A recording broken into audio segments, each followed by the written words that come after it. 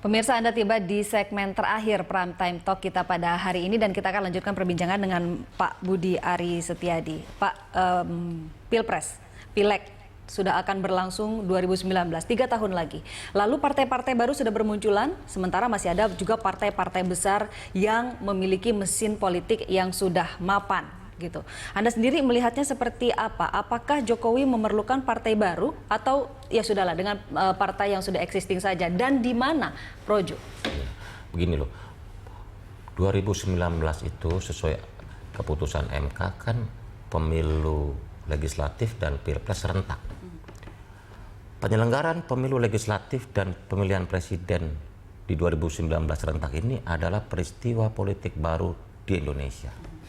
Jadi karena peristiwa politik baru, kita bisa mengatakan bahwa tidak ada satupun pihak yang lebih berpengalaman dari yang lain. Partai-partai lama jelas dia berpengalaman dalam pemilu karena sudah mengikuti kontestasi pemilu beberapa pemilu sebelumnya. Tetapi partai baru walaupun tidak punya pengalaman dalam kontestasi pemilu sebelumnya, tetapi inilah peristiwa politik baru di 2019, di mana Pileg dan Pilpres menjadi satu rangkaian.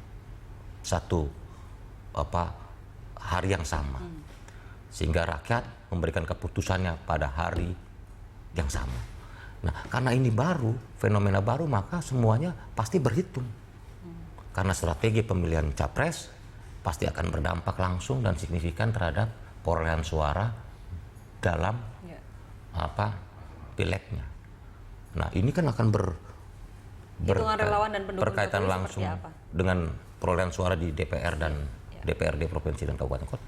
Hitungannya butuh partai atau tidak? Justru itu saya selalu saya selalu berpikir begini, untuk pertanyaan mendasar saya, apakah Pak Presiden Jokowi memerlukan partai hanya untuk sekedar beliau menjadi presiden? Karena tadi saya bilang Pak Jokowi kemungkinan besar dalam hitungan politik kami, semua partai politik akan mencalonkan Pak Jokowi di 2019 karena dalam perhitungan kami saat ini tidak ada figur nasional yang cukup mampu menandingi Pak Jokowi. Apakah artinya tidak perlu partai baru? Nah, sekarang gini pertanyaannya adalah, kalaupun Pak Jokowi memerlukan partai baru, apakah untuk pencapresan dirinya? Pasti bukan. Karena kalau tujuannya mendirikan partai sekedar untuk menjadi calon presiden, saya kok yakin sebagian besar partai politik di Indonesia di 2019 ini akan mencalonkan kembali Pak Presiden Jokowi untuk maju dalam gelanggang kontestasi 2019-2014. Nah, kalau berarti harus ada alasan yang lain. Bila Presiden Jokowi ingin mendirikan partai, ingat loh, Presiden Jokowi. Kalau rakyat mau mendirikan partai, terserah, itu hak konstitusi mereka dan undang-undang jelas menjamin kemerdekaan berserikat dan berkumpul itu. Nah, persoalannya adalah ada satu cita-cita, ada satu keinginan politik yang harus terus dilestarikan. Bagi kami di Projo, Presiden Jokowi ini, Pak Jokowi ini adalah figur kepemimpinan yang sampai saat ini belum ada tandingannya.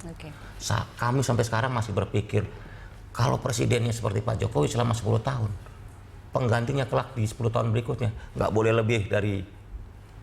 kualitasnya nggak boleh lebih rendah dari Pak Jokowi dong. Di mana Projo akan berada? Kalau gitu tadi sampai 2019 atau setelahnya?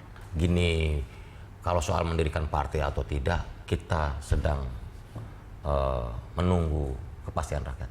Karena saya sudah sampaikan, kalaupun kita mau jadi partai, rakyat yang mau kita bikin partai, bukan kita yang mau jadi partai. Tidak menutup kemungkinan Projo jadi partai begitu? Gini, semua kemungkinan dalam politik nggak boleh ditutup.